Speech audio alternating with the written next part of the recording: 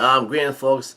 This is the Black Weasel, and this is my One Piece viewing of One Piece chapter 880, which is No Way Out.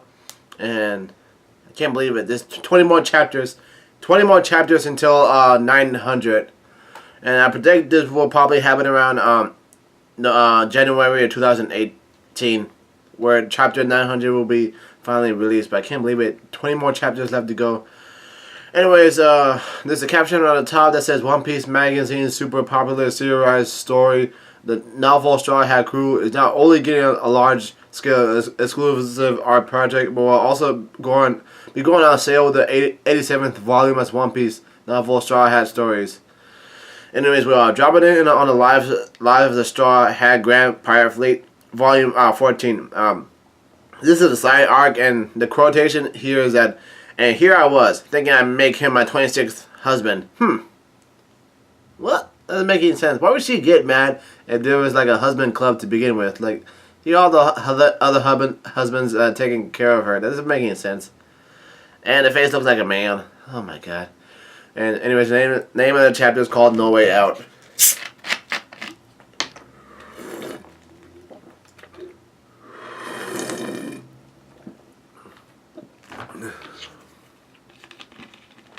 Yeah, a fan arc of the Shichibukai. Like, this is actually really good. I see Edward from right to left. I see Edward Weevil, Law, Dracul, Mihawk, Crocodile, Moria, Buggy, Kuma, Boa, Doflamingo, and Jimby. Anyways, this chapter begins on Coca Island, the chocolate town, and someone says, Lady Chiffon, fluffy minister. And Pudding says, "It's okay, Chiffon here wasn't the culprit behind the mutiny." And there's a clanking noise. And Pudding says, her husband, Gang Bege, is the one to blame. And Chiffon looks at Pudding. And there's a flashback that took place that says that Pudding says, "I'm so sorry, Chiffon. At that moment, the story is that I'm threatening you so that you're forced to make this cake with me." And Chiffon says, "It's okay, Pudding. I know what people think of me." And someone is saying towards Pudding, my, Lady Pudding, all that's happened today. I heard the story. To think your joyous wedding celebration was dashed by the barger end of the Straw Hats and Bege's revolt. Yet, and Pudding says, "Yes, but there's no helping what's already happened." And the guy says that Big Mom is flown into such a rage. And Pudding says, "Indeed, her rage and hunger may yet destroy this country itself. Have the arrangements been made?" And then the guy says, "About an hour ago, 31 chefs arrived from Whole Cake Island." And the bear said, and one of the talking bear says, "As the bride, you're the one affected the most by this incident." And yet, Pudding says, "Leave it to me. I won't let Big Mom destroy this country." And she says that with a smile on her face, and a lot of people start to like her once again. And all the people have hearts on their eyes, and it says, "Pudding." Anyways, we have a character introduction of the Whole Cake Island 31 chefs. And the 31 chef says, "We've been waiting for you, Lady Pudding. We've begun the initial preparations." And we move to our new location called the Chocolate Town, the Sweets Factory. And Lady Pudding says, "Townspeople, I have a request for all of you." And Lady Pudding says, "We're betting our lives and the very fate of this country on this cake. And we need to be able to focus as best as we can. Please do not peek inside the factory during the preparations, and do not allow anyone that arrives here, regardless who they may be, to peek either." And one of the people yell out, "Okay, we hear you, Lady Pudding." And another person says, "Best of luck." And Lady Pudding says, "Now Sanji shouldn't get spotted." And Lady Pudding says, "Chefs, come in one at a time, please." And one of the chefs says to himself, "Kitchen 1 head chef Boucher, reporting for duty. He looks like the type of guy to have a French accent. Basically on the name. And so he yells out, "Arg!" And looks like Lady Pudding's using her memory fruit on him. And I think that's what she's going to do towards all 31 of the chefs. And the scene changes towards inside the factory. And Sanji says, "Oi, I'm coming out of the carpet." That's where he was all along. And he steps out and he says, "Phew." And the carpet says, "There you are." And Sanji says, "Thanks." And the carpet says, "Wait, I think the carpet's name is Aladdin." And he says that we're pretty short on time. So I drew up a diagram for the design of the cake while I was wrapped up in here. And Lady Chiffin says, "You remember what it looked like?" And Sanji says, "More or less." And Lady Chiffin says, "Well, I get that you know what it looked like, but how do you have any idea what it was made with?" And Sanji says, "By its smell." And there's a real shocked look on Lady Chiffin's face. And Lady Pudding says, "Alright, snap to it. Every minute counts." And Sanji says, "Whoa, Pudding looks so cute as a cook." And Lady Pudding starts to faint because she has a nosebleed and hearts for her eyes. And one of the chefs says, "Lady, what happened?"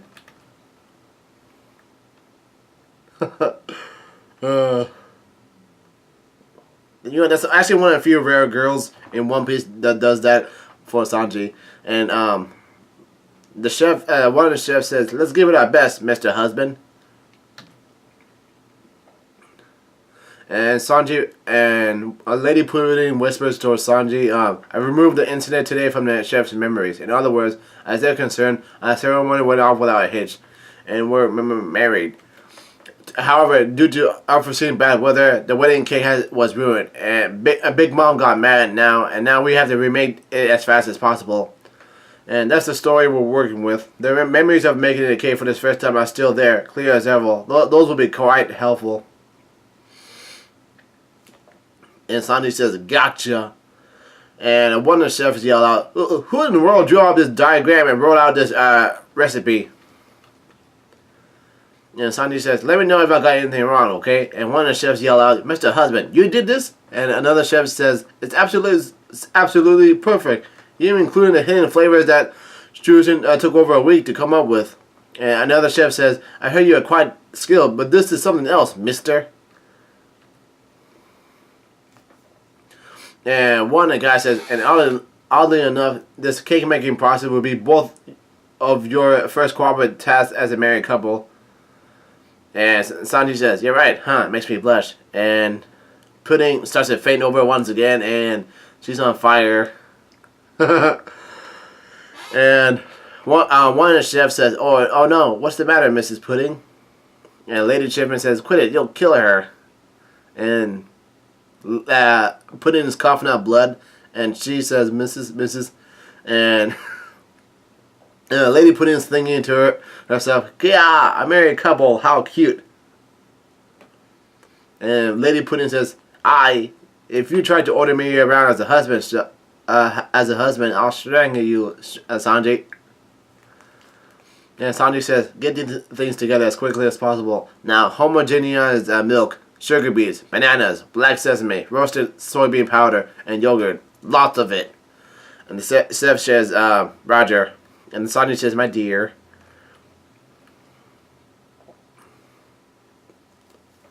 And Sanji says, "This is a race against the clock. Chiffin, that bacon with that huge chiffin cake and Pudding, the tempering of the chocolate. Can you both of you finish your work in 2 hours and 40 minutes?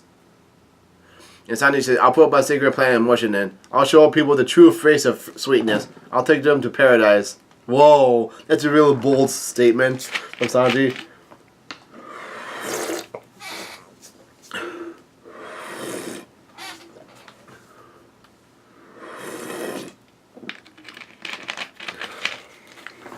Okay.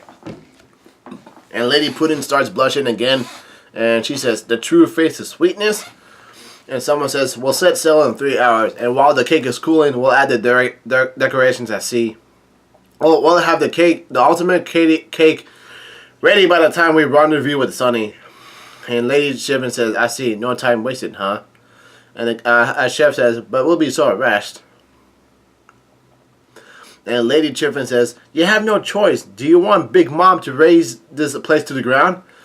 And one of the guys, and the chef says, we're so sorry. We'll follow your lead. And Lady Chiffin says, I gotta make this for the ones that saved Lola. My specialty, the heavenly fluffy chiffon cake. And Sanji says, just you wait, you lot. I'll show you real attack cooking. And Lady Pudding also says, I gotta help Sanji and the others escape with my sweet, sweet chocolate. And all of them yell out, alright, let's cook.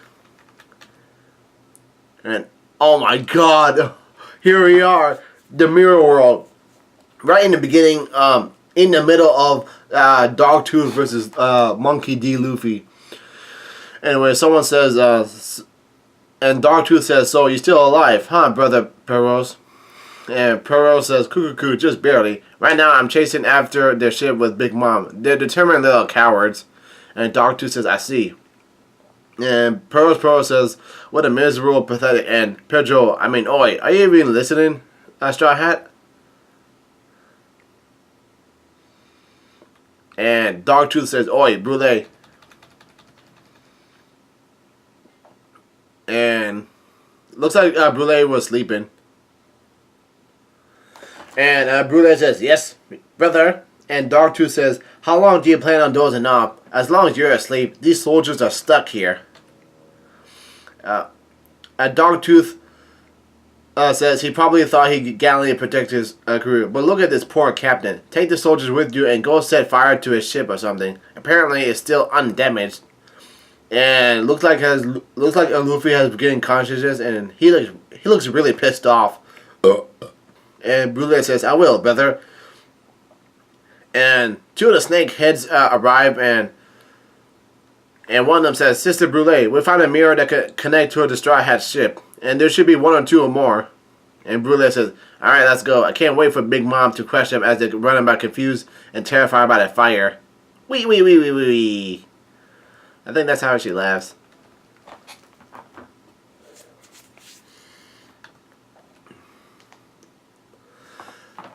And they dodge Luffy's attack, and he tries out to punch them with a basic punch, but one of the snakeheads dodged it, so one of them yells out, whoa, that was close. And he has a glaring look on his face. And Luffy starts charging at them, and he yells out, give me that mirror. Don't you dare lay a hand on them. And both of the snakeheads yell out, wah, and kia. And we have a character introduction of the 34th Charlotte's son, Mas Capone, and the 29th Charlotte daughter, Just Capone. So they must be twins. No. Well, they sort of have the same name. That's why I said that they must be twins. Anyway, something is above Luffy, and he gets kicked down by Dogtooth again. Oh my god. That's so messed up. And Dogtooth says, what happened to our one-on-one, Straw Hat? And the stupid looking snakeheads cross their necks together and yell out, kia ha ha. That's so funky.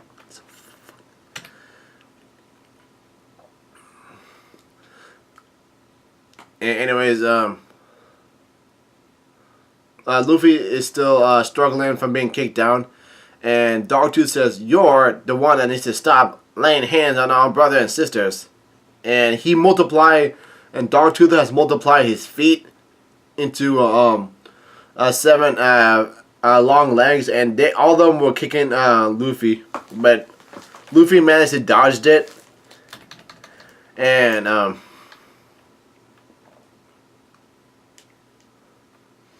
Luffy looks around, he says mirrors, and he grabs up one in the mirror, and Luffy yells out, oi, Nami! And the scene changes towards inside Totland at sea, and Luffy yells out, Jinbe, can you hear me? Someone respond. And someone says, Luffy? And Nami picks up the mirror, and she says, Luffy, it's me, are you okay? And someone yells out, wah! Here come some more. And Jimmy looks on. And Nami and Nami listens to Luffy, and Luffy says there are still a few mirrors left on board, right? In the men's room, quarters, and the bathroom. And Luffy makes a declaration saying, break them all into smithereens. And Nami gets shocked at what she's hearing. And Nami says, what are you saying? We can't. We won't be able to come back. And Luffy says, I know, but I'll figure something out. And Luffy says, I'll make do.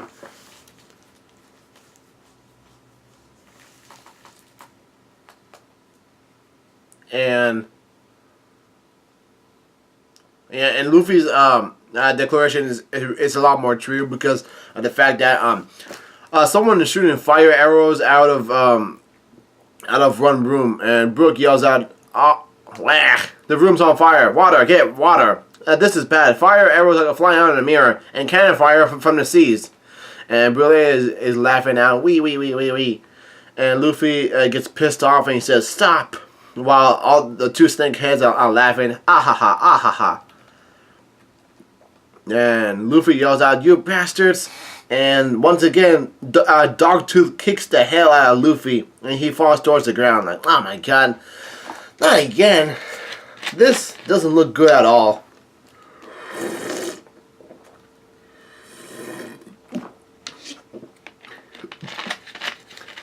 And apparently Nami was listening towards Luffy's voice, and Nami says, "Luffy, are you okay?"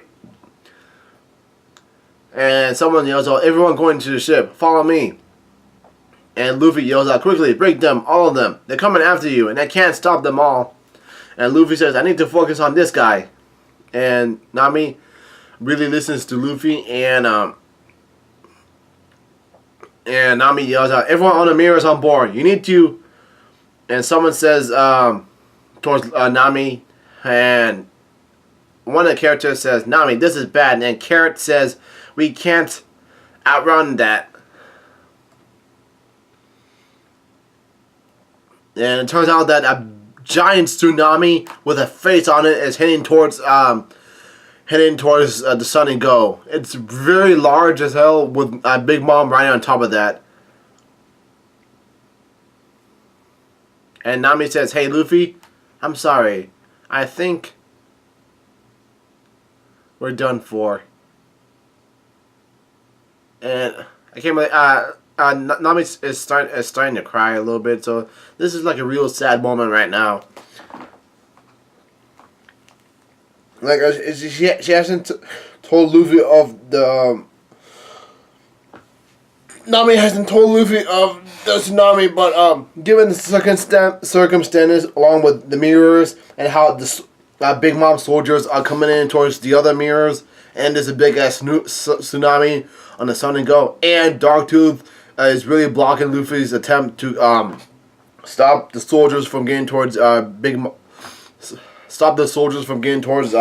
Go. I think this is like a really bad situation right now. Alright, that's the end of this One Piece chapter.